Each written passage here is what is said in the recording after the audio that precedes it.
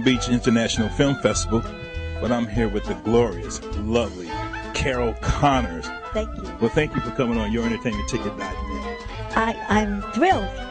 I love the look with the glasses, the whole look, very rock and roll, very. Thank you very much. You're Academy Award winner. You won Academy Award for writing song. We're here for this movie, Courting Condi. How did you get involved with this movie? Well, I've been up for 2 Oscars. We didn't win. I co-wrote the theme from Rocky. Everybody thinks we won that. And I wrote all the music and lyrics to Walt Disney's The Rescuers. All right. So, Sebastian has been a friend of mine and did that crazy video about me and my kitty cats. Mm-hmm. And he had this idea about Courting Condi, and it was his title, it was his dream, it was his concept, and the minute he told me about it, I went, I know exactly what you want. Because that's a line, if I really know that's a line, I'll say, oh, I know exactly what you want. And I wrote a little section of the first song, You're my Condoleezza Condi. Yes. And I called him back the next day, and I played it for him, and he went, oh, it's exactly what I want. And I said, I know, I knew what you wanted. So that's how I got involved. Looked like you had fun, being with Sebastian and Devin and doing this film, because you do have a small part in this film. Did you enjoy it? Yeah, I mean, I'm not an actress, but... oh, yeah, right. But, except one of my sayings is, every day is a masquerade party, so dress accordingly. That's right. White and blue today. It was a trip. It was fabulous. They are really wonderful, talented, thoughtful, brilliant people. I mean, Sebastian, I think, is going to go on to become a great filmmaker, really great filmmaker.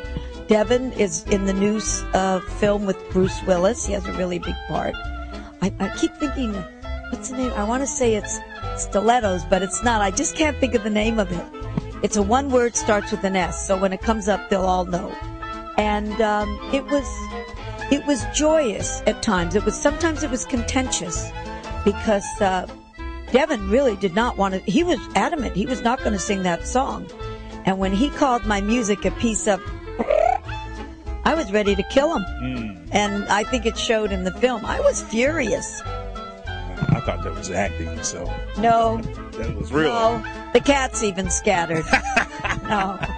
Well, you don't have a luxurious career in the music business. I mean, you had Phil Spector as one of your producers. You hung out with Sammy Davis Jr. and one of your first boys was Elvis Presley. Yeah. Tell us a little bit about that. Elvis was, I think that when he was alive, he was very underrated. Even though he was considered the king, I don't think people realized really how great he was till after his passing. I mean, I've always said that in my mind, there are 3 people, or 3, what you'll know in a minute, that changed the face of music or the ears of music. One of them was Frank Sinatra. One of them was Elvis Presley. And the other one was the Beatles. And I'm not saying that I don't think some of the other great, great artists, I'm just saying they actually changed music. So we used to harmonize together. He wanted to meet me because he loved my voice on To Know Him, which Phil wrote for my voice. And that was your first hit, right? First hit, first thing, first time in the studio, first everything.